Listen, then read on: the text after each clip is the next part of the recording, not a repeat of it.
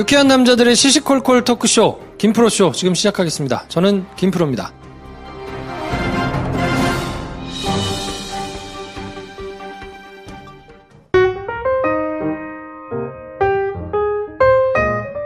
장편 영화를 열심히 준비하고 계신 배준현 감독님 나오셨습니다. 안녕하세요, 배준현입니다. 네, 실한 김선생 나오셨습니다. 네, 김선생입니다. 네, 전 영화 좋아하는 김프로고요. 어제 저희가 하루 쉬었는데요. 오늘도 티켓 얘기를 이제 이틀 앞으로 다가왔어요. 네. 죽겠습니다, 진짜. 도대체 아직도 안 산 당신들은 누굽니까? 네. 정말. 누굽니까? 아무튼 저희가 올해 안에는 다시 안 할 생각입니다. 그래. 진짜로요. 그래. 이럴 일은 아닌 것 같아요. 맞아요. 야, 이거 공개 방송을 왜 하겠다 그래가지고. 네. 아무리 저희가 충동적으로 싸질리지만, 네. 뭐, 이제는 그거는 괜찮아요. 극장 빌려가지고 단관하는 거는, 뭐, 저희가 그냥 좋아서 영화 보고, 네. 사실 뭐, 극장을 못 채워가지고 손해를 보기도 하는데, 네. 그 손해 좀 보면 되니까요. 네. 뭐, 한 50만원 손해 보면 됩니다, 그거는. 네. 네. 근데, 이거는 아니, 그럴 일이 아니잖아. 그럴 일이 아닌 것 같아. 그렇지. 미리 생각하지 못한 변수가 너무 많아요. 그래서, 야, 이거는 진짜 무슨 짓을 한 건가. 그래. 네, 이런 생각을 지금 굉장히 심하게 하고 있거든요. 그러니까 나는 또 이런 생각을 했다. 우리가 스텝이 많은 줄 알았어. 우리가 다잖아.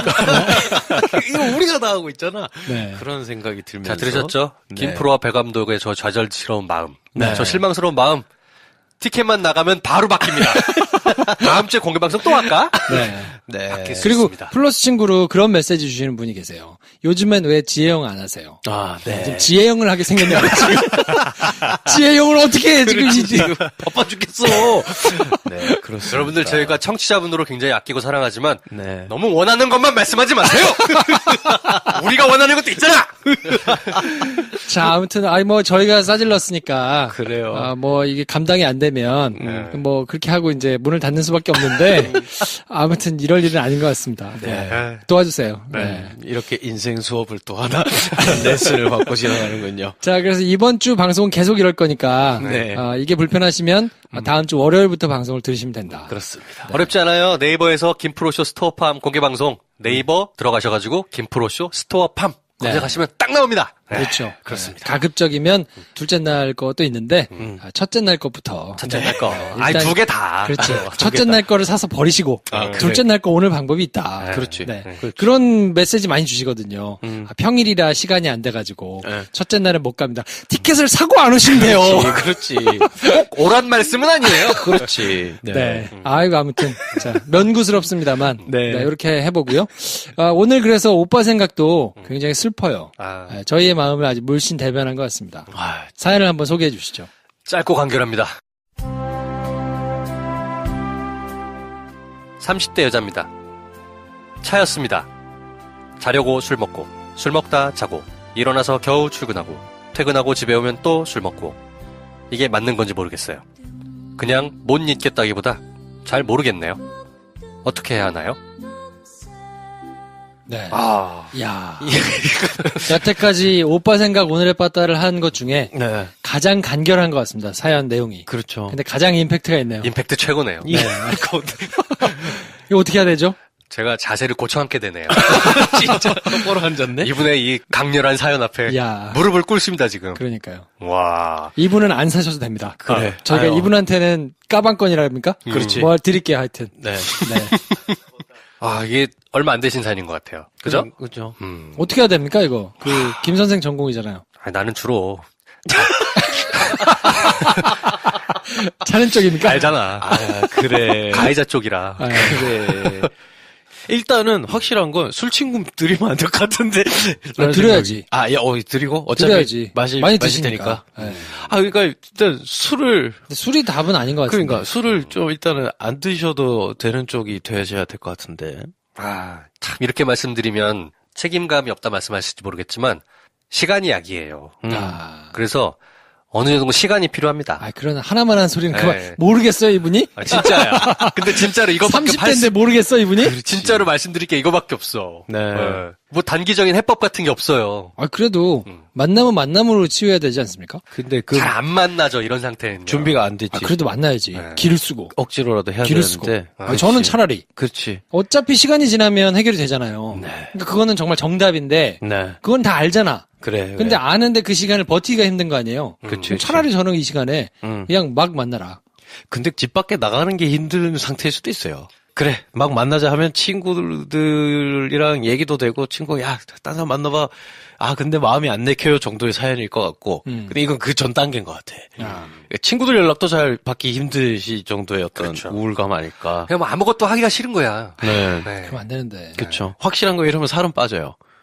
아닐걸요? 아닌가? 아니, 술을 이렇게 먹는데 어떻게 살 빠져? 그래? 아, 이렇게 얘기하면 좀 그런가? 빠지던데. 아, 너야? 빠지던데. 뭐 그런 경험이 갑자기 생각나네요. 그때 얘기 좀 해줘요. 아, 사연 방출 좀 해줘봐야죠. 극복했어요? 저요 그냥 가자 주류 매장 하나 뚫었어요. 진짜. 네. 살은 빠지더라고. 네. 체질에 따라 달라요. 그래, 살이 그래. 붙는 분도 있을 수 있거든요. 그렇죠. 그럴 수 네. 있죠. 아, 근데 이분 어쨌든 근데 술을 계속 그렇게 드시면서 집에 계시는 건 별로 안 좋다. 그러니까 집에만 계신다는 거잖아. 나가서 혼자 뭐 어디 가서 호프 이런 데서 먹는 게 아니고 집에서 드실 테니까. 술 먹으러 멀어 나가. 그러니까. 집에 있으면 되지. 제일 안 좋은 게 그래서 집에서 먹는 건데, 혼자 먹는 건데. 아, 저는 그래서 모르겠어요. 그냥 사랑은 사랑으로 극복을 해야 되니까 네. 만나라. 사랑. 어려우신지 아는데 그러니까. 그냥 어떻게든 해서 만나라. 네. 그냥 뭐 이렇게 뭐 새로운 만남을 하기 위해서 무슨 뭐 이런 친교 뭐 이런 게 아니고 네, 네. 그냥 스트레이트하게 막 많이 만나라. 소개팅. 뭐 일단은 그리고 집 밖에서 그냥 친구들 만나는 것부터라도 시작하시는 게 좋은 것 같아요. 그래서 수다 떨고 이런저런 얘기하고, 그러니까 술을 혼자 드시지 마시고, 친구한테 막 얘기하면 친구가 같이 이제 맥주 먹다가, 야, 안 되겠다. 야, 나 누구 오라 그럴게. 하는 일이 생길 정도의 어떤 저변은 자기가 해야 된다. 술도 마시려면 같이 마셔라. 그러니까, 네. 친구 불러서 먹고, 아니면 뭐, 야, 집 앞에 와가지고 맥주 한잔하고 가. 해가지고 친구를 부르고, 그럼 그 친구가 또 누굴 부르고, 뭐 이런 일이 생기려면 일단 집 밖에 나가서 누구를 만나서 같이 드셔야 된다. 아, 근데 내가 너무 이 상태를 잘 아니까 절망적인 얘기를 하나 봐. 그렇게 술을 먹잖아요? 친구들이랑 분명히 빠이빠이 하면서 많이 먹었어. 그래. 집에 와서 또 먹어. 그럴 네. 수 있지. 그럴 수 집에 와서 있지. 또 먹어요. 아, 그래서 집에서 먹는 게 또 편하고 차라리 안전하긴 집에서 먹는 하지. 게 나아. 야, 이거 커버가 안 되잖아. 커버가 안 되잖아, 커버가. 어떻게 하죠? 야. 정말. 그래서 처음부터 얘기했잖아. 시간밖에 답이 없는데. 그러게요. 그러면 그 시간을 견디는 나름의 그냥 저희가 보잘것없는 그냥 어드바이스라도 좀 해볼까 하면 네.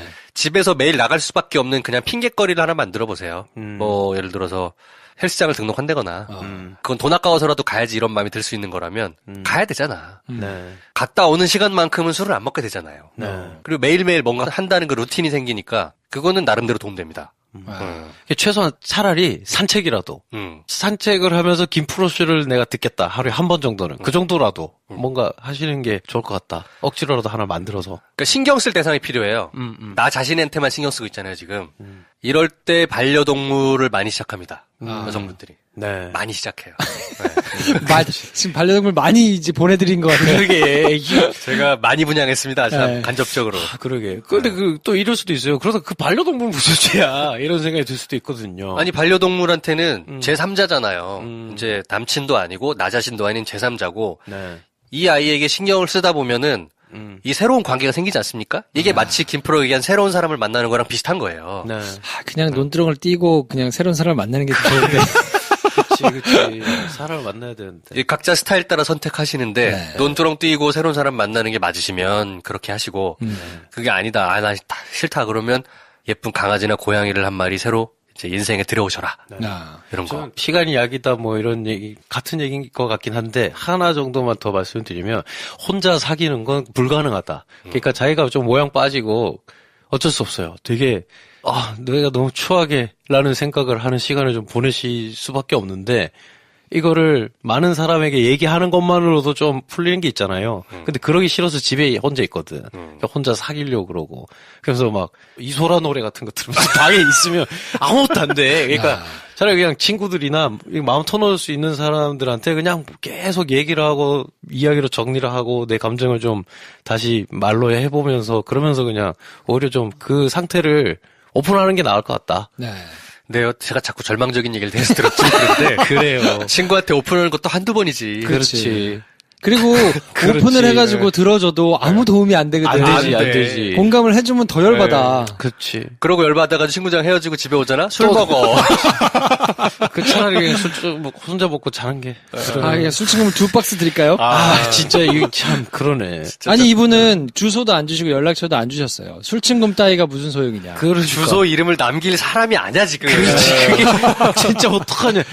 아유, 정말. 보내주세요. 예. 저희가 2박스 보내드릴게요. 네, 그래요. 진짜 진짜요. 보내주십시오. 네. 힘내십시오. 그리고 어쩔 수 없이 정말 정답은 시간이 약인데 네. 그걸 어떻게 버틸까?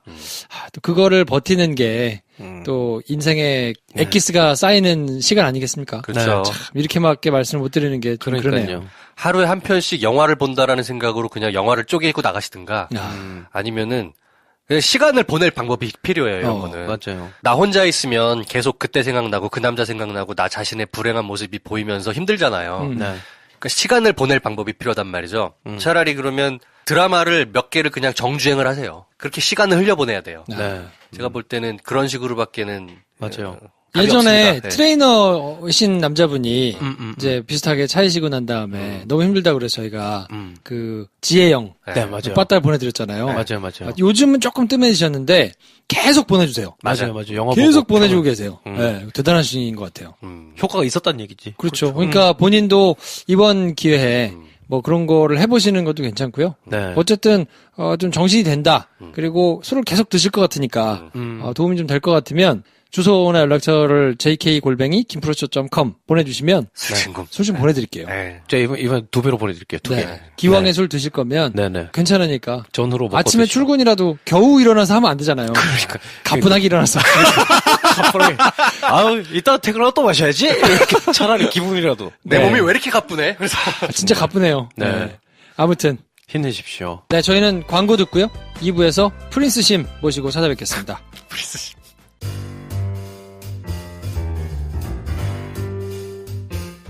네, 매주 수요일이면 찾아오는 프린스 심 심용환 작가님 모셨습니다. 어서 오세요. 안녕하십니까. 안녕하세요. 단박이 한국사의 저자 심용환입니다. 네, 단박이 한국사 바람이 약간 이제 사그라들으려 그러는데 아니 약간 사그라드는 게 아니라 네. 게시판을 제가 한번 들어봤어요. 그래서 정말 안 들어가는데 들어가자마자 악플에 상처받고 그 다음에 보니까 뭐 다 다른 제품이야. 그래서 야 이거 큰일 났다 이거 약간 단박이 한국사를 많이 사주세요, 여러분. 아직도 뭐 구매를 안 하신 분이 계신가요? 이거 다 보고 계셔요, 이미. 이제 표정을 보니까 우리 김 선생님이 언제나 이렇게 제 편으로서 네, 딱 신경 써주는데 저기 편가르기 좋지 않아 이거. 김프로는 막 사든지 말든지 뭐 우리 식군 됐고 뭐 약간 이런 배드캅 굿캅 전령 모르시나요? 저희 다리 아래서 이렇게 발로 이렇게 발로 수신하고 있어요. 진짜? 자, 그래서 오늘 시간은 좀 튄다고 느낄 수도 있고, 의외다 이렇게 느낄 수도 있는데, 코너 속 코너. 그렇지. 왕릉에 대해서 오늘은 얘기를 해볼 텐데, 그 전에 오늘은 뭔가 광고해 주실 거 없으신가요? 그렇죠. 네. 블랙하우스 나가신다면서요. 그거는 광고사항은 아니고. 여러분, 우리 프린스 영환 심께서 아마도 요번 주 목요일로 추정됩니다. 네. SBS 블랙하우스에 패널로 나가십니다. 예. 그거는 그 광고예요? 시청률이 프린스 영환심 출연 이전과 이후로 나뉘어질 때 거기도 존재감이 생기는 거 아니겠습니까? 네? 물론 청수가 그런 거 신경 쓸 사람은 아니지만 그러니까. 그거 별로. 뭐 어쨌든 많이 봐주시고, 네. 뭐 거기 가서도 많이 달아주세요. 개헌 이슈 네. 때문에 불렀더라고요. 그래서 네. 제가 헌법의 상상력이라는 책을 써서 최근에 개헌 갖고 나오는데 패널들이 되게 빵빵해요. 일단 전우용 선생님 나오시기 때문에 지금 불량학벌 어떻게 될지 지금 우들도 떨고 있습니다. 그래도 저희가 헌법 얘기로 김프로쇼 이 역사 시간에 했잖아요. 한 발 앞선 기획. 네. 역시 우리야. 네. 이거 뭐지? 느닷없는 깔때기. 그러니까 한 발 앞선 기획. 맞잖아. 네. 뭔가 맥락과 흐름이 있어야 되는데. 여러분, 그리고 헌법의 상상력이란 책도 이제 드디어 시즌이 됐습니다. 네. 드디어 구매하실 때가 된 거예요. 아니, 혹시 헌법에 정말로 관심이 있으신 분들은 내용이 굉장히 좋아요. 제가 이제 헌법 관련 책들은 나오면 좀 유심히 보는 편인데, 다른 책들은 되게 어려운 책들이 많고, 쉽게 써져 있는 책들은 헌법 얘기가 아닌 경우가 많고 뭐 이런데, 진짜로 굉장히 좋아요. 내용이 잘 써져. 이게 책을 만든 출판사가 조금 아쉬워서, 편집과 종이 질이 조금 아쉽긴 한데, 그 2개 빼고는 정말로. 저자한테는 아무 문제 없다. 내용이 굉장히 훌륭합니다. 네. 네. 헌법의 상상력과 단박의 한국사. 그 2개는 집안에 늘 비치해 두어야 되는 가정 상비약 같은 겁니다. 아. 없으시면 안 돼요. 네. 아, 방송 열심히 하고 싶어져. 아, 갑자기 기분 좋아지고 막. 자, 광고는 하실 만한 게 또 어떤 게 있나요? 광고는, 이게 이제 오늘 다룰 주제가 제가 이제 세계유산에 관심이 많아요. 그래서 그 문화재, 문화유산 이런 거에 관심이 많은데 그 얘기가 이제 제안이 돼서 네. 갑자기 나와서 이제 오늘 출전을 하게 됐고 4월 14일 날 토요일 날인데 경복궁 같이 가실 분이서 같이 가자고. 제가 그러니까 한 달에 한 번 정도 재능 기부 차원에서 이거 정말 재능 기부. 왜냐면 답사를 돈을 계산해 봤더니 네. 이거는 안 하니만 못한. 네, 그래서 이럴 바엔 그냥 이거는 그냥 재능 기부 차원으로 관심 있으신 분들하고 모시고 가자라고 해서 이렇게 그 뭐 ANA 문화연구소 뭐 경복궁학교라고 그런 거 전문으로 하는 회사가 있어요. 그래서 거기 심준용 소장이라고 누가 저보고 형제냐고 그러는데 저는 외아들이고요. 사촌? 아니요. 오며 가며 만난 사이인데, 하여튼 한국에서 가장 유명한 그런 문화재 최근에 젊은 연구가로서 아주 활발한 활동을 하는데 둘이 좀 의기투합해가지고, 그냥 한 달에 한 번 정도, 뭐 입장료 정도 되고, 같이 가는 건데, 처음으로 4월 14일 날 토요일 날 아마 하실 거예요. 그냥 입장료 3,000원만 내고 와서 경복궁과 세종, 뭐 해서, 저는 이제 경복궁 안에 있었던 세종대왕과 역사 이야기를 하고, 그 소장님은 이 경복궁 건축의 변천사 같은 것들, 그거 알고 보면 되게 재밌잖아요. 그래서 그런 식으로 이제 월 1회 정도 이제 답사를 하려고 하는데 처음이어서 그냥 좀 작게 한번 해보려고. 그러면 강의를 듣고 답사인가요? 아니면은 그냥 돌아다니면서 얘기를 듣는 네, 건가요? 같이 가면서. 그래서 또 이제 협찬을 받아서 이렇게 그 있잖아요. 이렇게 귀에다 끼고 다니는 거. 그래서 아주 조용하게 이렇게 나긋나긋. 제가 제일 민망한 게 저한테 답사시키면 이제 한 40명 앞에 되게 모아놓고 여러분 뭐 이렇게 되게 부끄럽거든요. 그렇게 안 하고 귀에다 끼고 들을 수 있게 이런 시스템까지 다 누가 후원해줬어요. 야. 요거는 재밌고 의미도 있네요. 그래요. 4월 14일이면 토요일이죠. 네, 그거 잘 되면 5월 달에는 강화도나 뭐 이런 데 가려고 네, 그렇게 해서 월에 한 신청은 번씩. 어디다가 합니까? 그 페이스북에 심심인문기행이라고 이름 좋은데, 심심인문기행. 그래서 둘 다 심취여가지고요. 네. 그거로 검색해서 회원 가입을 하면 되는 형태로 40명밖에 없으면 금방 찰 수도 있을 30명, 겠네요. 30명. 심용환, 심준용의 인문기행이라고 치면 이름을 다 써야 되는군요. 그러네요. 심심만 치니까 안 나오네요. 예, 심용환, 심준용의 인문기행이라고 페이스북 안에 페이지라고 하나요? 예, 요거 회원 가입하고 신청하면 되고요.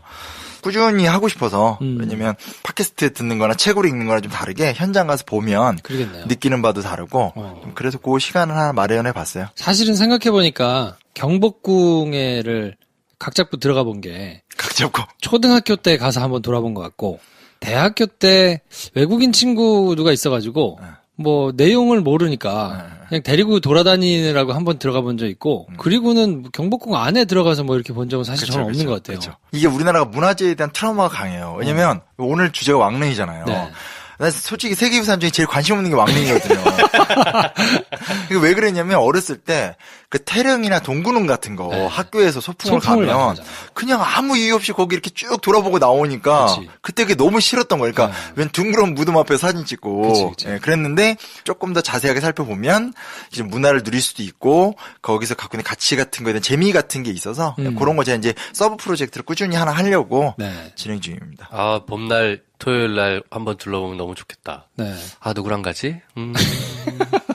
몇 명의 여자를 생각하고 있었죠. 그들 중에 누구랑 가야 되나 이게 그게 중요해요 또. 예. 예, 그분들은 별로 생각은 없는데 예, 그분들 중에 역사에 관심 있는 분들로. 4월 14일 날 네. 뭐 30명밖에 안 된다고 하니까 네. 관심 있으신 분들은 빨리 신청해가지고 또 우리 프린스 씨도 직접 보시고 네. 나긋나긋한 목소리도 들어보시고 네 그럼 좋겠습니다. 네. 자 그러면 오늘은 왕릉에 대한 얘기를 할 텐데 네. 사실 왕릉을 주제로 채택하게 되는데 굉장히 기구한 사연이 있습니다.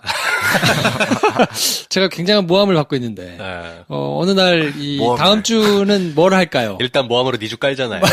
뭐 이러면서 이제 옵션을 몇 개 주셨어요. 여론을 저렇게 장악해 기자들이. 우린 속으면 안 돼. 네, 예. 옵션을 몇 개 주셔가지고 네. 그 중에 왕릉이 들어있길래 야 이거 왕릉은 정말 생전 생각해보지도 않은 주제여가지고 네. 야 왕릉으로도 얘기를 할 수 있단 말이야?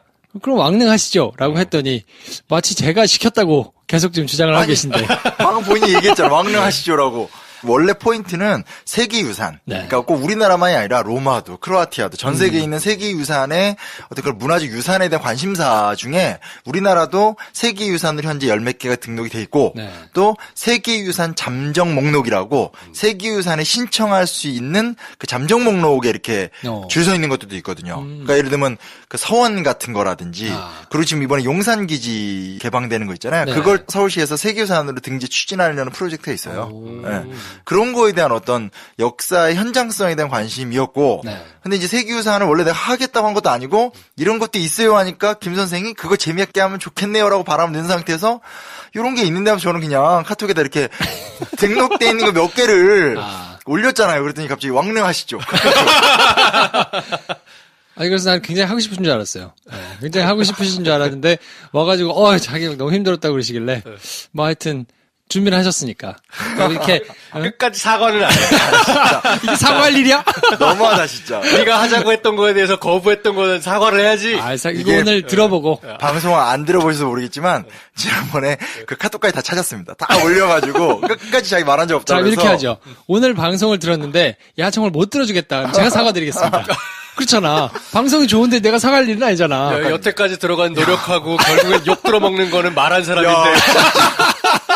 야 진짜 헤드는 너무하다 진짜. 여러분 한국 언론인의 실상이 저래요. 지금 김 선생 시계 풀었습니다. 네, 이제 얼마나 지금 자, 언론을 그만뒀다고 이제. 자. 자, 그래서 오늘은 왕릉에 대해서 얘기를 한번 해볼 텐데, 솔직히 저도 초등학교 때 반에서 소풍 가느라고 왕릉 가본 거 말고는 사실 왕릉에 대해서 관심을 가져본 적이 별로 없는 것 같아요. 대학교 때는 지리상 가까우니까 경주 뭐 이렇게 가끔씩 놀러 가면 그렇죠. 그때 이제 능이 많이 있으니까 뭐 이렇게 보고 지나간 거 말고는 전혀 뭐 왕릉에 대해서 관심이 있어 본 적이 없거든요. 근데 저뿐만 아니라 많은 분들이 아마 그러실 것 같은데. 그렇죠. 저는 고향이 공주인데 음. 공주에 문영왕릉이 있잖아요. 아, 그러네. 예. 근데 몰라요. 그리고 뭐 관심 가져봤자 뭐 선정릉 그 선릉역 그 뒤에 선릉. 선정릉 있잖아요. 오늘 한 시간 어떻게 해야 돼?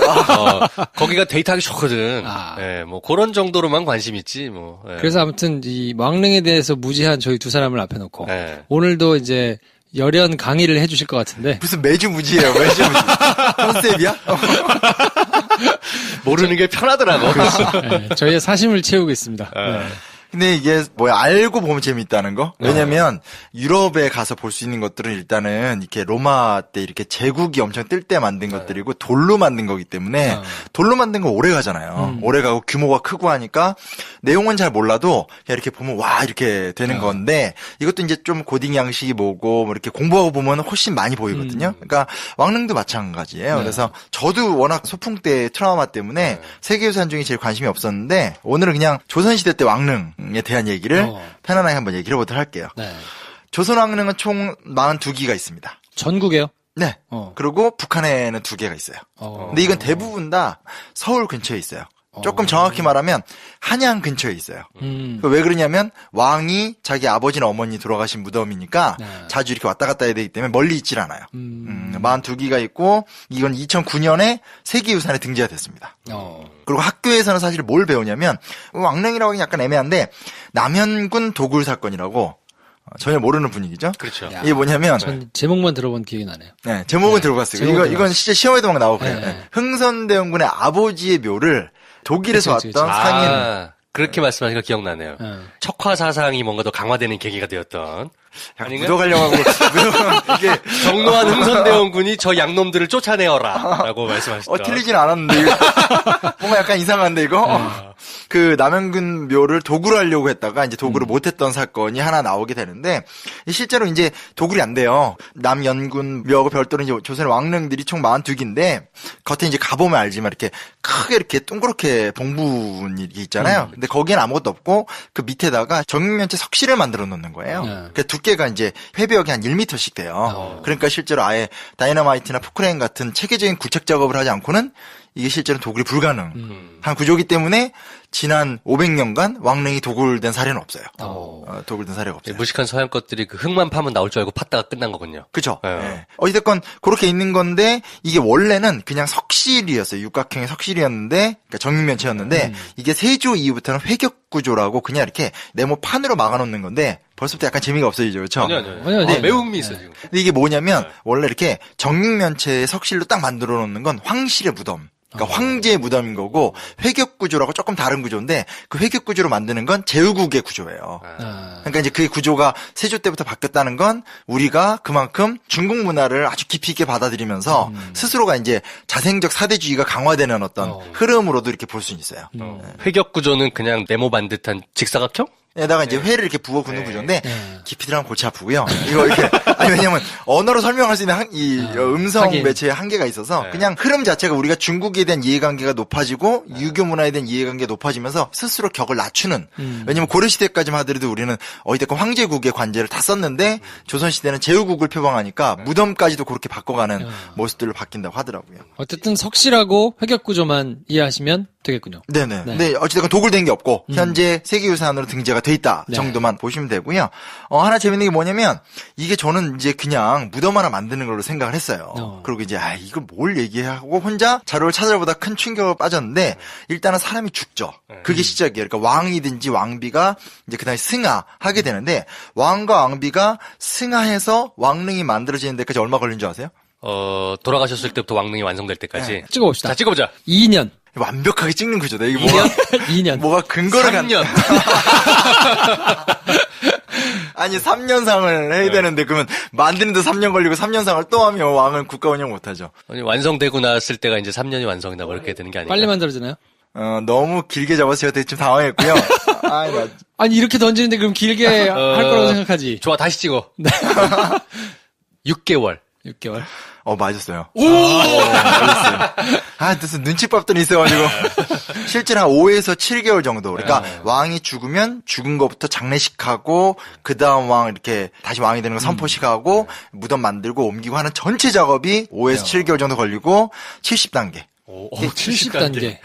예법의 나라기 때문에 그러니까 우리로선 상상도 할 수 없는 예법. 그냥 우리는 그냥 어른들을 만나면 인사해 뭐 존댓말 써 이렇게 생각하지만 정말 조선은 예법으로 국가를 운영하고 싶었기 때문에 왕의 죽음의 단계를 다 체계화시켜 놨어요. 그래서 마지막에 그 무덤 만드는 거 한 15,000명 정도 인원이 소요가 다 되죠. 15,000명이요? 그때 인구를 생각하면 정말 어마어마한 숫자인 거네요. 그러니까 인부만이 아니라 이제 거기 이제 참여하고 제사 진행하고 이런 거 다 해서 한 15,000명 정도가 참여하게 되고 제일 힘든 거는 공동묘지 같은 데 가면 앞에 이렇게 무덤이 있고 그 앞에 이렇게 네모난 판 있잖아요. 돌판. 이거 되게 큰 문제인데 많은 사람들이 그게 제사상인 줄 알고 그렇죠. 제수 음식들 올려놓고선 막걸리 올려놓고 뭐 하잖아요. 그게 혼유석이라는 돌인데 혼유석. 왕릉으로 본다라면 그 왕이 영혼이 나와서 노는 곳이에요. 거기서? 그리고 그냥 보통 공동묘지는 거기에서 귀신이 논다라고 얘기하는 거예요. 그러니까 실제로는 거기다 영적 존재가 나와서 논의는 공간이기 때문에 놀기엔 너무 조그만 거 아닙니까? 의자야, 의자. 앉아 계시는 거지. 아니, 뭐 음식도 좀 있으면 어때? 음식을 깔고 앉을 수는 없잖아. 그래? 응. 그러니까 아무튼 예법상 이 어떻게 설명하지? 이런 무식한 말을 조선의 예를 모르는. 실제로는 거기는 어쨌건 그죠 혼이 논이는 곳 이런 곳이기 때문에 거기다 음식을 놓는 건 아니에요. 뭘 올리면 안 되는군요. 그 밑에다가 그 밑에 놓는 건데 이제 옛날 그 문화가 다 사라지고 나고 돌판이 있으니까 거기다 이제 그냥 제수 음식을 놓는 구조로 바뀐 거죠. 혼유석인데 그거 구하는 게 제일 힘들었대요. 왕릉 만들 적에 왜냐면 그 돌이 크고 그 당시 왕릉의 그 혼유석은 가로 3m, 세로 2m 아주 양질해. 그거 구하기도 힘들고 진짜 힘들겠네. 옮기기도 힘들고. 그리고 옮기는 거 누구한테 시켰는 줄 아세요? 승려들한테. 승려들. 왜냐면 이제 부정타면 안 돼서? 아니요, 그게 아니라 그 숭유 억불 정책이잖아요. 그러니까 조선 사회에서는 불교는 억압당하는 존재이니까 가장 천한 것들. 상징적이군요. 네, 그래서 한 500명 정도 그렇게 해서 갖고 오는 거니까, 그러니까 스님들은 짜증 나는 거죠 이제. 혼유석. 혼유석. 그게 이제 평균 500명 정도 동원됐고 지금 갖고 있는 왕릉의 구조는 다 세종대왕 때 다 완성된. 정말 웃긴 게 뭐냐면 뭐 하다 보면 다 세종대왕이에요. 결국은 우리나라 얘기하다 보면 이것도 세종대왕 때, 저것도 세종대왕 때. 그러니까 세종이 만들어놓은 구조가 너무나 그 영향이 큰 것 같아요. 훌륭하신 분이셔서 조만간 영화도 나옵니다. 송강호 씨가 지금 송강호 아저씨가 또 세종으로 지금 작업 중이세요. 예전에 그런 분이 한 분 계셨죠. 최수종 씨가 그 무슨 나라 건국을 혼자 다 하셨는데 저기 사도세자 할 때도 그 영조 하셨잖아요. 그렇죠. 또 하시는 거예요? 네. 송강호 외에는 대안이 없는 것 같아 생각해보면. 세종이라. 모든 김프로가 만든 영화예요? 아니요. 그럼 얼마나 만들었으면 좋겠어요. 좋겠어요. 아이, 뭐야. 난, 지금 작업 중이어가지고 아마 올해 개봉하나요? 뭐 그럴 거예요. 세종대왕 네, 이야기로? 세종대왕 이야기로 아. 좀 이따 나올 겁니다. 여튼, 다 얘기하기 너무 복잡해서 그러는데, 70단계라고 하니까, 일단 돌아가시면 승하 하셨다고 하죠? 그러면 승하하신 부분에다 첫 번째 하는 게 뭐냐면 습이라고 합니다. 습이 뭐냐면, 시신에다가 9겹의 옷을 입힙니다. 기존에 있던 옷을 벗기고, 깨끗하게 닦은 다음에 이제 옷을 입혀요. 그리고 합이라고 해서, 입 안에다가 쌀을 넣고, 이빨에다가 진주를 물린답니다. 야. 근데 이제 한 5에서 7개월 걸린다고 했잖아요. 그러니까 시신이 부패하면 안 되잖아요. 그래서 그렇게 한 시신에다가 얼음을 이렇게 다 감싸요. 근데 그 얼음을 감싸는 작업을 뭐라고 하는지 아세요? 설빙이라고 합니다. 설빙. 재밌지? 팥빙수집 아니었어? 야, 그 설빙 사장님은 알고 만들었을까? 모르겠어요. 그래서 오. 저도 보면서 이게 다 너무 복잡하니까 뭐 다 얘기할 필요는 없고 이제 그 중에 좀 재미있고 눈에 띄는 거 갖고 왔는데 근데 시신을 얼음으로 감싸는 행위를 설빙. 대박이다. 네, 그러니까 앞으로 이제 설빙 가면 김프로쇼 들은 친구들은 이제 거기서 이제 먹으면서 야 설빙 뭔지 알아? 레벨 차이가 확 나는 거죠, 그렇죠? 이야. 그러네. 설빙. 남들은 그냥 그 미숫가루 맛있게 먹을 때 우리 유래가 이제 있는 이름이네. 내가 거기가 그 유래를 따랐는지 모르겠고 설빙은 거기서 나왔고 네. 그 다음에 소렴이라고 19겹의 옷을 또 입히고 이불로 또 감싸고 9겹 입었잖아요. 거기 11겹 뭘 또요? 그걸 벗기고 또 다시 그러니까 그 예법에 따라서 그다음 한복 후 다시. 네. 그다음 또 대렴이라는 과정으로 가면 90겹의 옷을 입히고 제궁으로 모셔요. 그러니까 그 예법이라는 게 우리가 생각하는 수준을 완전히 초월하는 상상을 초월하네. 국주 오례라고 그중 하나가 흉내인데 그 흉내가 이제 왕의 죽음을 관리하는 거거든요. 그래서 90겹의 옷을 입히고 제궁으로 모심인데 난 또 제궁이 뭔가 했거든요. 제궁이 뭐냐면 관을 얘기해요. 관. 네. 근데 이제 이게 있잖아요. 우리가 이집트 파라오가 왕 되자마자 그 자기 무덤 만들잖아요. 피라미드를 만들잖아요. 똑같아요. 제궁은 국장시 사용하는 관인데 보통 왕이 되면 그때부터 일단 만들어 놓는데요. 야. 그래서 여분으로 한두 개 정도 더 만드는 경우도 있고 해서 현재 이제 그 관을 좀 볼 수는 있는데 관리를 잘하기 위해서 좋은 나무 쓴 다음에 해마다 오칠을 계속 한대요. 그 나무 위에다가. 그래서 이제 몇십 년을 관리하다가 영조 같은 경우는 오래 사셨잖아요. 그러니까 이제 60년 내내 관리하는 거야. 튼튼하겠네. 아유, 올해도 칠하네. 이러면서. 그러니까. 그래서 그런 과정을 거쳐서 이제 왕릉으로 모셔지게 되는데 요게 재밌어요. 뭐가 있냐면 왕릉의 위치 선정이 아까도 얘기했듯이 도성에서 멀리 떨어지지 않은 곳. 왜냐면 이제 가서 자주 이제 배알을 해야 되니까. 근데 특징이 뭐냐면 그 왕이 다녀오기 편해야 되고 또 하나는 뭐냐면 이게 되게 특이해요. 일단 명당이 중요하잖아요. 그러니까 길지여야 돼요. 이 땅은 좋아야 돼. 네. 근데 뭐가 있냐면 주변 시설물하고 좀 격리돼 있어야 돼요. 왜냐면 이제 죽은 왕이지만 그 왕이 영원히 머무는 독자적인 공간이어야 되니까 땅은 명당인데 주변에 뭐가 있으면 안 돼요. 지금은 이제 왕릉이 막 옆에 다 개발이 돼가지고 옆에 뭐가 있는 것처럼 보이지만 옛날에는 있는 듯 없는 듯 근데 거기를 들어가면 왕릉이 있어야 되는.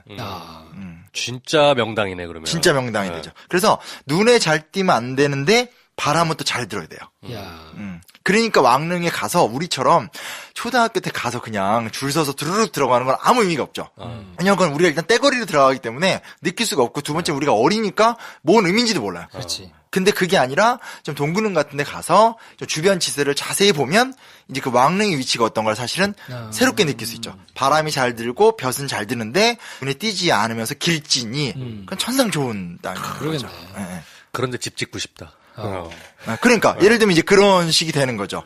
그래서 동구릉 같은 경우 하늘에서 찍은 사진을 봤거든요. 근데 동구릉이 동쪽에 있는 9개의 릉이 모여져 있는 데인데 되게 신기한 게 하늘에서 항공으로 이렇게 찍은 사진을 보면 9개가 있는데 다 없는 것처럼 다 따로 있어요. 그러니까 아주 그 지역의 길지인 거예요. 그래서 실제로 좀 풍수까지는 필요 없고 그냥 이렇게 마음 적적하고 좋은 풍광을 누리고 싶으면 거기 가서 날씨 좋은 날 바람 잘 부는 날 거기 가 있으면 되게 마음이 평온해질 수밖에 없는. 조금 재수 좀 이제 혼유 속에서 떠노는 이제 어떤 뛰노는 왕의 영혼을 구경할 수도 있고. 제가 석관동에 산 적이 있었는데 거기 의릉이 있어요. 의릉으로 자주 산책을 갔거든요. 들어가면 정말 좋아요. 그러니까. 기가 막혀. 그냥 문 열고 거기 안에 들어갔을 뿐인데 완전 다른 세계 같아. 거기 안에서 한 30분 앉아있으면 기분이 되게 좋아지거든요. 근데 그게 그냥 그런 게 아니라 아주 그 조선의 직관들부터 시작해가지고 다 계획을 세워서 만드는 거기 때문에 그런 게 가능하다라는 거예요. 그러니까 어떤 현대인의 건축물은 눈에 제일 띄는 데다가 높고 화려하게 짓는 거 이게 약간 또 서양의 건축술이잖아요. 근데 소위 말하는 왕릉의 건축술은 눈에 띄지 않고 하지만 좋은 데다가 쉼을 누릴 수 있는 것. 그러니까 좀 다른 의미를 갖고 있으니까 그걸 알고 왕릉에 가서 좀 보면 좀 좋은 것 같아요. 서울 시내에도 왕릉들이 왕왕 있잖아요. 뭐 선릉 같은데. 네, 선정릉 있고 저 좋아하는 의릉이 있고 서울은 좀 멀죠. 네, 서울은 좀 멀고. 근데 의외로 가까운 곳에 갈 수 있는 곳들이 좀 있잖아요. 그렇죠. 그러니까 한양에서 안 먼 곳이기 때문에 왕릉이 생각보다 안 멀고 소풍으로 가면 정말 아닌 거고. 그쵸. 근데 그냥 이렇게 커플이나 친구들끼리 가서 그 삶의 여유를 누리기엔 진짜 좋은. 데이터이 그렇게 좋아. 예. 그러니까 동양의 건축, 한국의 건축의 핵심의 특징이 뭐냐면 위세가 아니라 자연 속의 건인을. 그러니까 제가 이제 아마 경복궁 가서는 이제 그 얘기를 못 하겠는데 작년 어디 답사 갔었을 때도 제가 이렇게 얘기했는데 어떤 그 서양의 건축물이라는 것은 건축 자체에 압도되는 특징을 갖고 있는데 한중일의 건축 중에서도 특히 한국의 건축이라는 건 그 건축물 자체의 의미를 부여하는 것이 아니라 건축물에 들어가서 서 있는 나의 감상이 중요한 거거든요. 그러니까 항상 이게 뭐가 있냐면 우리나라가 가면 저도 이제 답사 데려가 놓고 처음 느꼈던 건데 가면 같이 오신 분들이 계속 물어봐요. 요건 뭐예요? 저건 뭐예요? 근데 냉정히 따지면 우리가 예를 들어서 지금 이런 건축을 쓸 적에 여기는 배관이 스테인레스야? 뭐야? 이거 안 물어보잖아요. 그리고 뭐 여기 뭐 그런 걸 안 물어보고 그냥 편하면 되는 건데 특히 조선의 건축이라는 것은 그냥 공간을 건축을 통해서 위치만 지어 놓는 거고 중요한 건 거기 머무르면서 느끼는 내 감정, 내 마음 이게 핵심이거든요. 상당히 수준이 높은 감정이네, 그게. 수준이 높은 감정이죠. 그러니까 왕릉은 하물며 이거는 왕의 어떤 죽음을 모신 공간이니까 더 특별한 곳이기 때문에 느낄 적에 가서 여기 뭐 좀 멋있는 거 없어? 왜 이렇게 초라해? 혹은 뭐 이건 뭐야? 이렇게 물어보는 거 있잖아. 뭐 요거는 뭐고 요거. 그러면 또 전문가들 나와서 이거는 뭐고 옛날에 불을 바치던 곳이 이렇게 막 들으면 막 재밌게 듣는. 근데 그거는 사실은 조선인들이 누렸던 공간에 대한 이해는 전혀 아니거든요. 그런 식으로 접근하기 시작하면은 초라해지는 부분이 없잖아 있어요. 왜냐면 제가 중국에 오래 있었으니까 중국 건축도 청나라 시대 건축은 정말 그냥 사이즈로 죽여버리거든요. 그렇죠. 모든 것이. 자금성 하나 이렇게 통과하는데 1시간 막 걸리고. 천안문에서 자금성 끝까지 가려면은 정말 다리 아파 죽어요. 그치. 네. 근데 경복궁은 일단 안 더워서 그렇잖아. 6월 말에 갔다가 중간에 기절할 뻔했어요. 너무 더워 진짜. 자금성 뒤에 보면 웬만한 동네 뒷산 같은 게 하나 있어요. 경산공원이라고. 그래서 저건 무슨 산이었더니 자금성 만들고 남은 흙으로 쌓은 거야. 맞아요. 그런 식의 위세 있는 건축을 자랑하는 게 아니었던 거잖아요. 아니에요. 네. 그러니까 물론 한옥이 장점도 있고 단점도 있어요. 제가 제일 충격받았던 거는 한옥의 구조가 사실은 중국이나 일본이 명청대 혹은 에도로 들어오면서 건축술이 계속 개량이 되거든요. 그러니까 발전했다는 얘기예요. 우리나라는 사실은 조선 중기 이래 안 발전해요. 그러니까 한국의 한옥 기술은 어떤 부분에서 되게 좀 이렇게 뒤떨어진 부분도 솔직히 있어요. 그래서 제가 예전에 어디 이제 방송 촬영 가서 윤현준 교수님, 그 알쓸신잡 나왔던 그분하고 둘이 얘기할 적에 그분도 자기도 안티 한옥이라고. 그러니까 한옥의 장점이 있지만 한옥의 단점도 분명히 있다는 얘기를 막 얘기하면서 저랑 이제 둘이 막 짝짝꿍 맞아서 막 짱이야 말하면서 서로 치켜 세워주면서 막. 근데 왜냐면 우리가 너무 전통하면 무조건 좋은 거 이렇게만 느끼는 건데 근데 그런 단점에 대해서는 당연히 일본 건축이나 중국 건축하고 사실 비할 건 아닌데 그럼에도 불구하고 독특한 어떤 우리만의 미학 공간의 미학은 있다라는 거 그런 거죠. 미학과 철학은 훌륭하지만 만들어진 건축술의 어떤 보수성이나 바뀌지 않은 부분은 감안해야 된다. 이렇게 보시면 되네요. 그런 거 참 잘해. 단박에 한국사를 읽으면 이렇게 돼요, 여러분. 마음에 들어. 진짜. 지금 숟가락 너무 잘 얹어 이름만 하려다가 역시 김 선생밖에 없어요.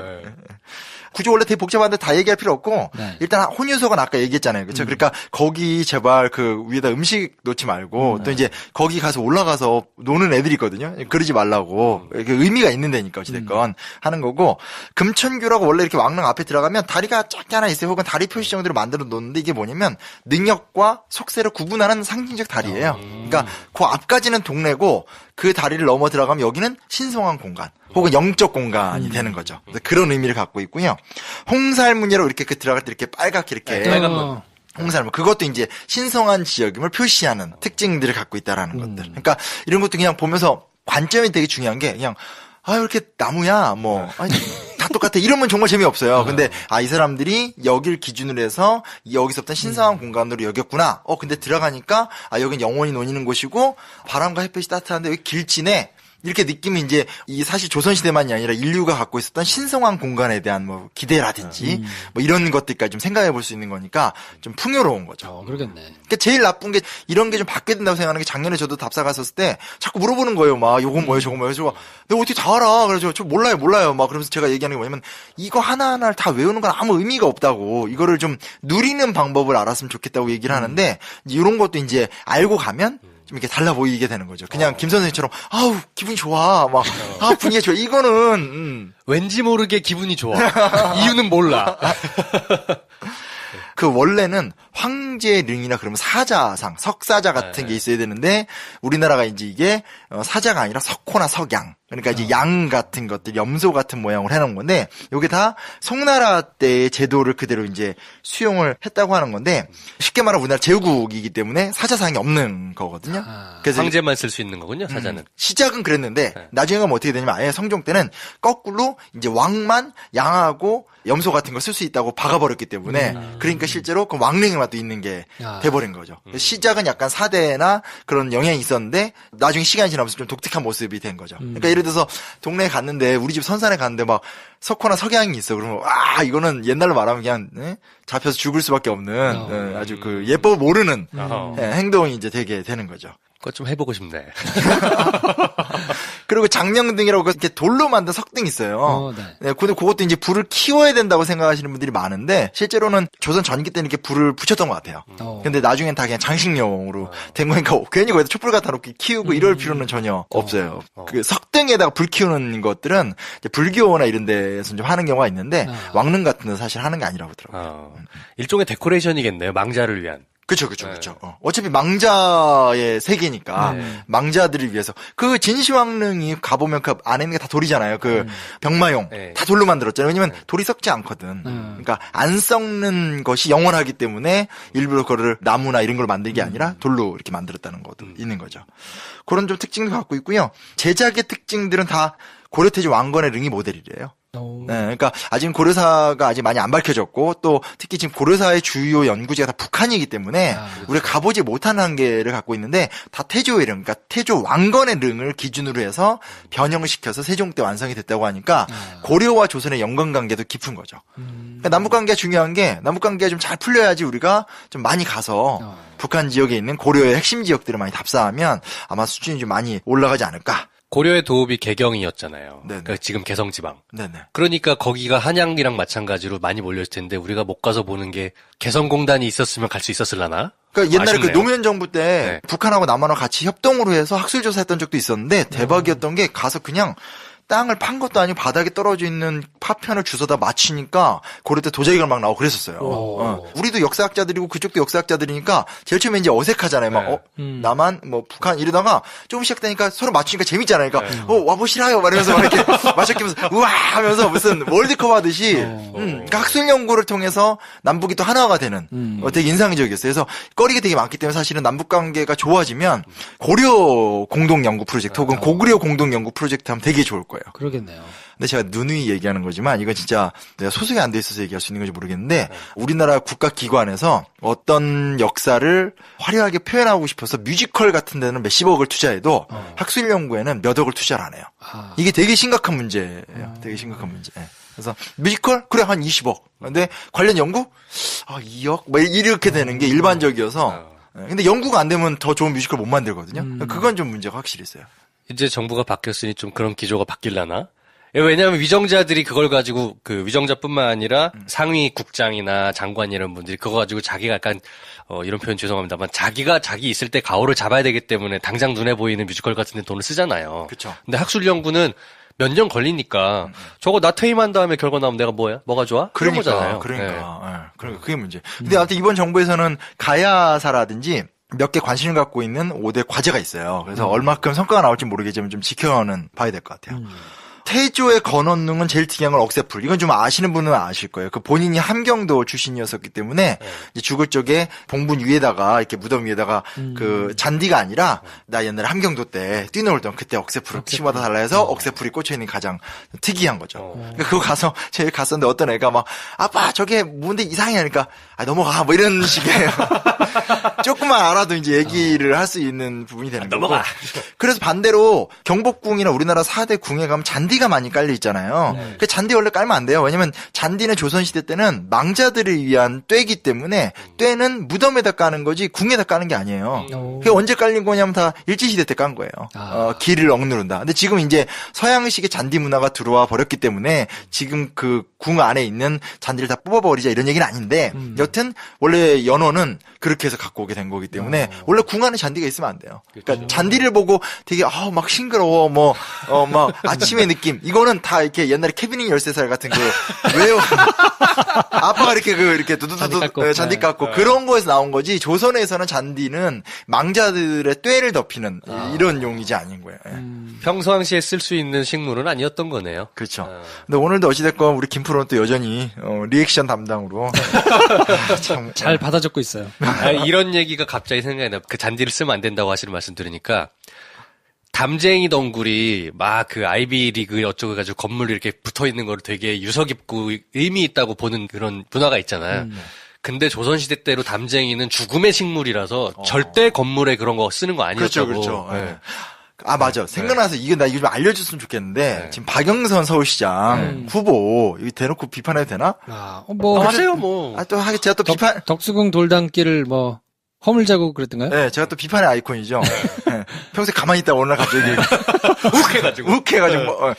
왜냐면 제가 얼마 전에 서점을 갔는데 이분이 또 책도 내셨어요. 그 서울을 걷다. 박영선 서울을 걷다. 저는 개인적으로 박영선 아나운서 되게 좋아했었고 기자예요, 기자.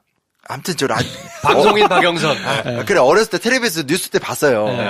그러니까 이런 얘기할 때 조용히 있다가 막 기자들이 저런 식이야. 그러니까. 싫어하거든. 왜냐면 발끈하세요 또. 아나운서 출신이라 그러면 정동영 씨도 그러고 박영선 씨도 그러고. 그래요? 네. 사람들은 다 아나운서 앵커 이렇게 생각하는데. 아나운서도 좋은 거 아니야? 뭐 그들의 심기는 우리가 알 바 아니고. 그래 몰라 나도. 근데 이제 책을 냈어요. 그래서 내가 봤더니 사실 책의 내용이 너무 없어요. 그래서 이 문화의 도시를 표방한다고 하면서 이 정도로 서울에 대한 이해관계가 안 돼 있나. 왜냐면 실제로 서울시가 현재 서울시사편찬위원회 같은 게 다 만들어져서 서울시 시민청 가면 서점이 있는데 거기 서점 한 개 전체가 다 서울시 관련 자료들만 가득 차 있고 서울의 역사 전체가 40권의 두꺼운 학술서로도 편찬이 돼 있고 자료가 굉장히 많아요. 근데 그 내용은 정말 그냥 본인이 돌아다니거나 본인과 함께 했던 사람들의 감상 수필 정도밖에 안 돼요. 이 덕수궁 다물 헐차 뭐 이런 얘기를 했는데 제가 그거 기사 제일 처음 나왔었을 때도 바로 글도 쓰고 했었는데 이게 사실은 우리나라는 문화재를 복원하는 과정으로 문화를 만들어가는 과정이기 때문에 그 없던 걸 다시 만들어낸 거잖아요. 그러니까 그런 것들을 이렇게 쉽게 부시면 안 되고 그리고 현재 그게 문화재청 소속의 재산들이에요. 그거 다 부시면 안 되고 만약에 그렇게 부시면 얼마 전에도 동대문 방화 사건 미수 사건 있었잖아요. 남대문이 이미 한번 날아갔고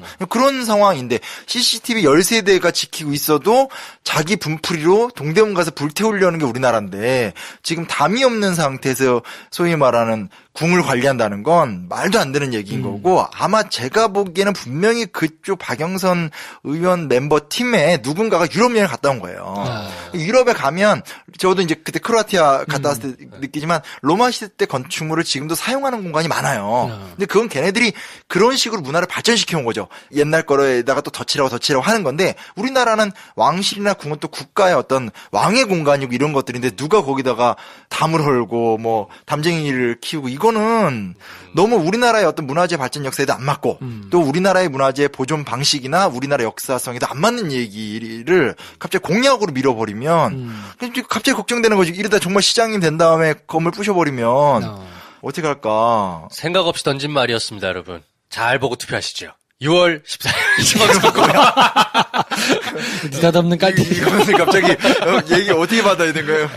그러니까 이 얘기 왜냐면 예전에 서울역 역사 2층이 또 되게 역사적으로 중요한 공간인데 그거를 역사학자들이 거기를 또 다 뽀개고 뭐 이렇게 그 옛날 구역사 있잖아요. 거기를 네. 이제 뭐 푸드코트로 만든다 이런 식으로 나온 거예요. 그래서 역사학자들이 대거 반대했었어요. 그게 아마 이명박 정부 때인가 그랬을 텐데 그렇게 하니까 뭐라 그러는 줄 알아요? 좌파 역사학자들의 모함이다 이런 식으로 밀어붙였었어요. 그래서 다행히 그게 어떻게 해서 보존은 된 걸로 알고 있는데 그러니까 그런 식으로 소위 말하는 학문적 근거를 갖고 얘기하는 사람들의 목소리는 작을 수밖에 없고 정치인들은 갖고 있는 파워가 큰데 정치인들이 건들 수 있는 영역이 있고 함부로 건드리면 안 되는 영역이 있는데 좀 문화재나 이런 역사 유산 같은 경우는 제발 좀 연구 결과나 이런 것들을 디테일하게 해서 가야지 무슨 옛날에 뭐 박정희 대통령이 뚫어 뭐 해가지고 뭐 이렇게 뭐 놔 싹 그냥. 그거는 정말 안 돼. 아니, 그러니까 이명박 대통령을 굳이 편을 들면 그 청계천 개발 같은 경우 옛날에 영조 때 그땐 준천이라고 그랬는데 준천 개발 기록이 있거든요. 그래서 그런 걸 근거로 하는 거고 근데 그때도 되게 웃겼던 게 파니까 엄청 나왔잖아요. 엄청 나왔는데 그 개발국장이 뭐 그런 항아리 하나 나왔다고 이 난리 치냐고. 근데 그게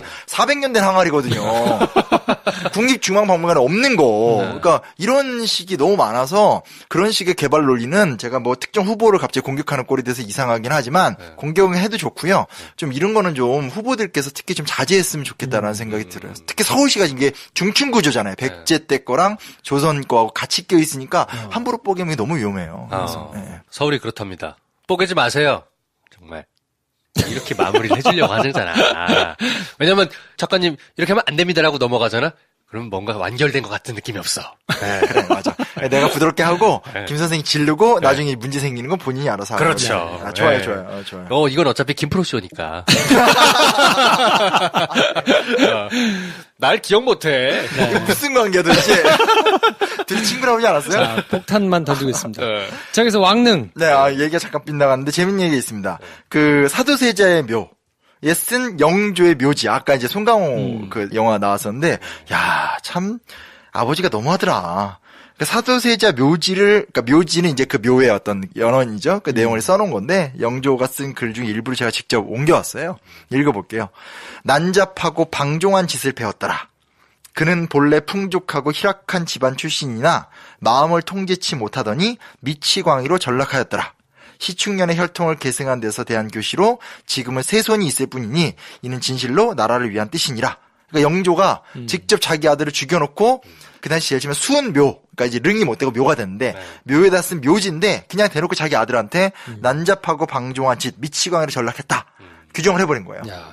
그리고 대신에 지금 세 손이 똘똘하니 나는 세 손에게 뜻을 이기겠다. 정조잖아요. 정조죠. 네. 아, 근데 너무 비정한 아버지 느낌 나지 않아요? 예. 왕릉마다 이게 얘기하면 다 왕릉이다, 왕들 얘기니까 이런저런 얘기를 다 할 수 있는데, 제가 이제 왕릉의 묘지 보다가 제일 인상적이었던 사실이 이거였어요. 그리고 아까 우리가 이 얘기를 했잖아요. 보이지 않고, 길지고, 근데 이제 보이지 않는다는 게 좀 중요하잖아요. 서울에 가까운 데 있지만 잘 보이지 않아요. 신기한 게, 왕릉과 국정원이 연결이 돼 있어요. 그래요? 맞아.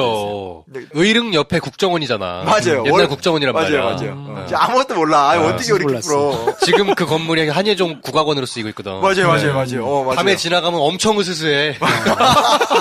진짜 새로 지은 예종 건물은 괜찮은데 구건물 그 국정원 건물 앞을 지나가다 보면 어우 씨.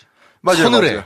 그 석관동이 원래 국정원 건물이에요. 어, 그러니까 큰 중요한 사업을 하는데 눈에 띄면 안 되잖아요. 그러니까 이제 자리를 찾아봤더니 이거 괜찮아 이 동네가. 그래서 입주를 하게 되는 거고 얘네가 지금 내곡동으로 옮겼잖아요. 네. 내곡동이 헐릉 근처예요. 헐릉이 누구냐 태종의 무덤이에요. 그러니까 공교롭게도 이 국정원하고 그 이제 그 맞네. 컨셉이 맞네요. 컨셉이 맞는 거죠. 야, 재밌네. 요건 재밌죠? 재밌네요. 요건 몰랐네. 예. 아 이제 이렇게 떠들었는데 요거 하나 재밌던 거예요? 아니, 다 재밌었는데 근데 요것도 재밌다는 거죠. 이거 재밌죠. 네. 왜냐면 결국 오늘 우리랑 뭐 관련 있는 게 재밌거든. 재밌는데 저도 왕릉 찾다가 이거 포인트다. 이거 재밌더라고요. 그래서 희한하게 목적은 다른데 결국은 입지에 대한 욕망이 똑같은 거야. 그러네. 그래서 의릉과 헐릉이 석관동하고 내곡동이 결국은 이제 국정원의 선택 지역이었던 희한한 거죠. 저 같은 경우는 거기를 산책을 되게 좋아했단 말이에요. 그러니까 살았으니까, 주민이었으니까. 의릉은 낮에만 들어가고 밤에 못 들어가거든요. 그렇죠. 그러니까 밤에 되면 산책을 하려면 석관동 한예종 신캠퍼스를 지나서 구캠퍼스를 지나면 외대가 나오고 경희대가 나오고 이렇게 코스예요. 쭉 걸어다니면 한 1시간 반이면 도는데 그 앞에가 진짜 으스스해요. 그 옛 국정원 건물 앞에가. 건물 모양도 약간 희한해요. 그 건물을 일부러 그렇게 짓잖아. 네. 창이 그 좁고 길어. 그래. 네. 뭔가 원원들이 돌아다닐 것만 같은 그런 느낌이 있어요. 진짜로. 희한해요. 이거 한 2번 더 하면 막 봤다 그러겠다. 그래서 일부러 국악원을 거기 넣었다는 얘기도 있더라고요. 왜요? 예종에서. 국악으로 계속 두들기고 해가지고. 네, 그런 어떤 그 원어원을 달래고 누르는 거라거든요. 네. 그럴 수도 있겠다. 또 네. 이제 국악의 정서상 그런 것도 있으니까. 네. 희한을 거기 밤에 지나가는데 국악원 학생들이 연습하잖아요. 막 쿵딱딱 가서 하이 하면은 느낌 묘해. 느낌 묘해. 네. 근데 오늘도 방송 우리 둘이 하고 있는 거야. 전 잘 청취하고 있어요. 그 느낌이 묘한 게 왜 좋은 줄 알아? 그렇게 옆으로 붙는다? 오빠 무서워 이러면서. 야. 좋아. 우리 지난주에 여성하지 않았나? 아유, 그럼요. 사랑해드려야 되니까. 그렇구나. 예. 그리고 이때 또 재밌는 게 왕릉을 관리하는 사람. 요게 또 출세길이었대요. 그러니까 이제 제가 언뜻 얘기하는 게 지금 대학교 들어가는 건 힘들잖아요. 근데 지금 대학교 들어가는 건 조선시대 대학교 들어가는 거랑 비교가 안 돼요. 그러니까 조선시대 과거시험, 장원급제 뭐 하는 건데 3년에 한 번씩 33명 뽑거든요. 한 번 떨어지면 사수예요. 이건 제가 그러네. 뻑하면 얘기해. 한 번 떨어지면 사수고, 그리고 전국에서 33명 뽑아요. 근데 당시 인구가 지금보다 적다고 하더라도 그래도 500만 명은 넘었고, 아무리 그래도 1000만 이렇게 되고 하는데 거기서 33명을 뽑으니, 더 심각한 게 뭔지 아세요? 33명 중에서 5등 안에 못 들면, 우리가 사극 볼 때 대사하시는 분들 있죠? 거기 못 들어가요. 그러니까 정말 그 엘리트들. 장난이었구나. 그런. 물론 이제 그런 고유 관료는 못 되고, 그러니까 사람들이 과거 시험으로 출세한다는 게 너무너무 힘들던 시대잖아요. 왕릉을 관리하는 사람을 능참봉이라 불렀대요. 능참봉. 능을 관리하는 참봉. 옛날 허참봉. 근데 참봉하면 약간 그 이방이랑 양대 그 가벼운 캐릭터 아니었나요? 근데 이게 종 구품이니까 제일 낮은 거죠. 엄청 낮은 건데, 뭐가 좋냐면 인맥 쌓기 갑이에요. 왜냐면 많이 오잖아요. 왔다 갔다 많이 일단 하시니까. 왕이 오시고 관료들 오시고 왔다 갔다 하니까 인맥 쌓기 되게 좋고 능참봉이 되고 나면 돌아간대요. 그러니까 이쪽 관리하 홍릉하다가 태릉하다 이렇게 하면서 한 두세 개 정도 돌고 나면 대부분 지방관으로 임명이 많이 된대요. 그러니까 이거는 굉장히 과거 시험 없이 출세하는 조선시대 때 아주 특별한 거기가 쪽문이었구나. 조선시대는. 일종의. 야, 내가 조선에 태어났으면 능참봉이야. 진짜 그랬을 것 같아. 과거 시험 왜 봐? 그 힘든 거. 그러니까 과거 시험으로 관료되는 건 너무 힘든 거고, 물론 이제 과거 시험으로 보는 사람들이 압도적이기 때문에 이 출세길은 아주 제한적이지만 그래도 과거 시험을 안 보고 인맥으로 지방관까지 된다는 건 정말 대단한 거죠. 그러네요. 그거 아니면 그림을 진짜 잘 그리면. 서원. 김홍도가 정조가 너무 흡족해서 관직을 2번 했는데 술 좋아하니까 이제 가서 이제 제대로 안 하고 이제 술 마시고 하다가 또 이제 욕 먹고 잘리고 그럼 이제 좀 이렇게 잠잠히 있다가 또 보내고 뭐 이런 식으로 그 정도 안 그리면 안 되죠. 조선에 한 명. 능참봉은 괜찮아. 지금이랑 비슷한 거 아니에요? 내가 언론고시 뭐하러 봐? 팟캐스트 하면 되지. 참 인생 쉽게 살려면 이제 일찍 망하죠 이런 분들이 그렇죠? 일찍 망해. 술 좋아하고 맨날 바람둥이고 이제 미안합니다. 그리고 이제 마지막 얘기인데요. 설릉 근처에 절이 하나 있죠. 봉은사가 있죠. 네. 지금 봉은사가 엄청 큰 절이잖아요. 그리고 뭐 우리나라를 거의 대표할 정도의 위치가 됐고 평당 얼마고 뭐 이런 데잖아요. 그렇죠. 근데 옛날에 이제 강남은 그냥 이제 한양에서 엄청 먼 데고 강을 넘어서니까 봉은사는 전혀 중요한 절이 아니에요. 서울도 아니었던 동네죠, 거기는. 아주 먼 시골이죠. 설릉이 그 옆에 있잖아요. 근데 봉은사가 뭐 하는 절이냐면 원찰이 원찰. 원찰이 뭐냐면 설릉을 관리하는 절이에요. 보통 능 옆에 절들이 있어요. 그렇게 선정을 시켜놓는 거예요. 왕릉은 우리가 만들어 놓고 승려 억불 정책에 의해서 니들이 관리해라. 라고 하면서 승려 노동력을 강제로. 왜냐면 국가에서 절의 개수를 제한하고 아무나 승려가 못되게 만들던 게 조선사회인데 그걸 뚫고 승려가 됐으니 조선왕조 입장에선 진짜 나쁜 놈들이거든요. 아주 그냥 제대로 된 반골이네. 그러니까 얘네들을 부려먹어야 되잖아요. 그래서 원찰로 임명을 해놨던 절이라고 하더라고요. 그래서 대부분 왕릉 옆엔 절이 있고 절의 스님들이 무상으로 이제 뭔 일이 뭐 비가 많이 와서 무너지거나 하면 또 이렇게 특담 세워주고 이런 역할들도 그랬던 그 절이 이제 지금은 이제 뭐 어마어마한 절이 된 거죠. 그렇죠. 거기에 주지 스님이 청담 스님이어가지고 그 박정희 때 가지고 있던 땅을 가져간 거 아니에요. 박정희가? 그래서 가져가면서 조건이 하나 있었대요. 우리 주지 스님 청담 스님이니까 동 이름을 청담동으로 해달라. 그게 그렇게 한 거예요? 그래서 그렇게 가가지고 나중에 봉은사에서 반환 소송을 하려고 준비를 막 하고 막 그랬었어요. 오. 오늘 한마디 했다. 했어. 마지막에. 밥값했다. 드디어 바꿔했다. 야. 청담동이 그래서 청담동이구나. 그래서 청담동이고, 그거를 이제 나중에 땅값이 너무 뛰었으니까. 그 청담 스님 맞나? 그 불교 개혁이 유명하신 그 스님인가요? 그것까진 제가 잘 모르겠어요. 저 얕은 지식으로, 네. 아니 뭐 경허, 청담, 성철 뭐 이렇게 있거든요. 근데 그건지 모르겠고. 왠지 맞을 것 같네요. 청담스님이 두 분이겠어요? 뭐 어쨌든. 유명한 분이? 엄청 유명하신 분이 있긴 한데.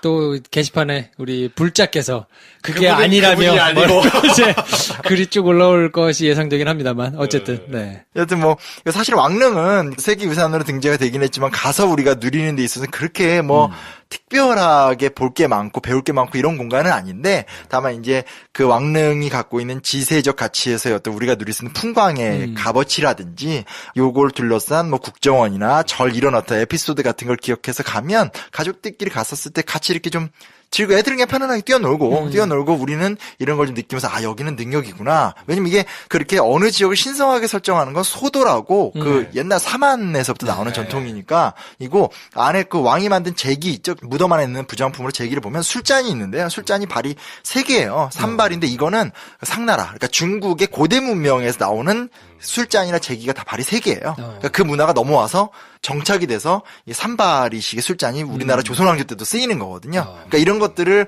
깊이 있지는 않더라도 이렇게 몇 가지만 알면 애들 앞에서 이제 이런 부분에선 이게 조선의 전통이기도 하지만 고려에도 영향을 받았고 또 이렇게 중국 문화의 영향도 있었다라고 얘기하면서 이렇게 좀 얘기 재밌게 하면서 뭐 국정원 얘기하면서 와이프한테 이제 야 알고 보니까 국정원 나쁜 놈들 이러면서 또 정치 얘기도 하고 돌담 헐면 안 된다 뭐 이런 얘기까지 같이 하면 좋은 시간을 보내지 않을까. 네. 어우, 자기는 어떻게 그걸 다 알았어? 단박에 한국사를 보면 다 나와. 마음에 들어. 이렇게 해야 되는 거지. 기절하겠어. 너무 좋아. 단방향세 나와요? 안 나오는 거 아니야? 단방향세 이거 안 나오죠. 나와도 안 나온다고, 생각하고 안 나와도 나온다고 생각하는 거지. 왜냐면 현재까지 나온 건 근대사, 현대사 하니까 이제 문화재 얘기는 안 나오죠. 어떻게 나오겠어요? 단박에 한국사를 보면 다 심용환 작가님 쓴 거잖아요. 그렇지. 이 얘기를 누구한테 들었어? 심용환 작가한테 들은 거 아니야? 네. 근데 제가 또 이걸 왜 하고 싶었냐면, 유홍준 선생님이 나의 문화유산 답사기를 하시면서 어찌됐건 그 우리가 우리 문화에 대해서 관심도 없고 막 부시던 이런 거를 많이 복원하셨는데 그 이후에 지금 그냥 활동이 이어지지 못하는 부분도 있는 것 같고 또 조금 냉정히 말하면 유홍준 선생님은 나의 문화유산 그러니까 우리 거잖아요. 그러니까 우리끼리 이렇게 좋은 거다라는 건데 지금은 이제 우리나라가 해외여행도 많이 가고 이제 어떤 세계유산이라는 어떤 그 지구 가족이죠. 그런 가족의 관점으로 이제 보는 걸로 입장도 좀 많이 바뀌어야 되고 이러기 때문에 정치와 관련된 역사 얘기 같은 건 재밌긴 하지만 이런 걸 우리를 좀 풍요롭게 만들 수 있는 유산이 아닐까 해서 저도 성실히 했는데 왕릉 힘드네요. 자, 그래서 오늘 방송을 들으시면서 몇 가지 좀 기억해 놓고 아는 척을 하시면 굉장히 삶이 윤택해질 만한 단어들이 좀 있어가지고 정리를 마지막에 해드리면 혼유석. 혼유석에는 뭐 올리지 마시고 영혼들이 나와서 이 거하는 곳이니까 뭐 그런 설명 좀 해주시고 설빙. 설빙은 이 시신을 얼음으로 감싸는 작업이니까 요거를 얘기하면서 아는 척을 하시면 설빙 많으니까요. 그리고 금천교와 홍살무는 이 속세와 신성한 구역을 구분하는 곳이니까 왕래에 만약 가셨다 그러면 그 이제 빨간 문을 보면서 요 구역부터는 굉장히 좀 신성하게 여기던 곳이야. 요렇게 한마디 해주면 굉장히 좀 격이 올라가지 않겠습니까? 그리고 아까 말씀하신 이제 왕릉과 국정원 그 관계 설명해 주시고 마지막으로 능참봉. 능참봉이 옛날로 치면 쪽문이었다. 난 조선시대 태어났으면 한량 김선생 아니고 한량 능참봉입니다. 너무 잘했을 것 같아요. 너무 잘했을 것 같아요. 뭐 요 정도 설명하시면서 하여튼 우리 주변에 왕릉이 많이 있는데 제대로 가서 즐겨본 적은 별로 없으니까 1시간 굉장히 또 이 힘들게 준비해가지고 우리의 지식을 또 높여주셨잖아요. 교양의 수준을 높여주셨기 때문에 이걸 잘 활용하셔가지고 데이트도 하시고 가족여행도 하시고 그러면 좋겠습니다. 봄나들이로 서울 시내 근처에 있는 릉을 가시면 딱 되겠습니다. 가셔서 저 방금 말씀한 내용들을 쭉 설명하면서 얘기하고 다 구경 잘한 다음에 앞에 있는 설빙 가가지고 팥빙수 먹으면 설빙 얘기하고 이제 금천교 얘기할 때는 컨셉이 잘 모르겠다 그러면 영화 코코를 생각하시면 돼요. 그렇지. 코코에 보면 이렇게 넘어가는 다리가 나오거든요. 그거랑 같은 컨셉인 거다. 이렇게 설명하시면 되겠습니다. 이상 능참봉이었습니다. 사기꾼들. 난 능참봉 너무 마음에 드네. 너무 마음에 드네. 아이디를 쓸까? 김참봉 이렇게. 자, 그래서 오늘은 왕릉에 대해서 정리를 해드렸고, 다음 주에는 저희가 이제 또 다른 주제 가지고 올 텐데, 요즘에 4월 남북 정상회담을 앞두고 있는 상황이니까, 남북 관계 역사에 대해서 일단은 한번 정리를 하고, 요 주제는 조금 깊이 들어가야 되겠다 싶으면 조금 더 세분화해가지고 나중에 한번 정리하는 시간도 갖고요. 네. 오늘 시간은 요 정도에서 정리하겠습니다. 다음 시간에 뵙겠습니다. 고맙습니다. 감사합니다. 좋아요, 구독, 공유, 알림 설정 필요합니다. 필요합니다. 안녕. 안녕.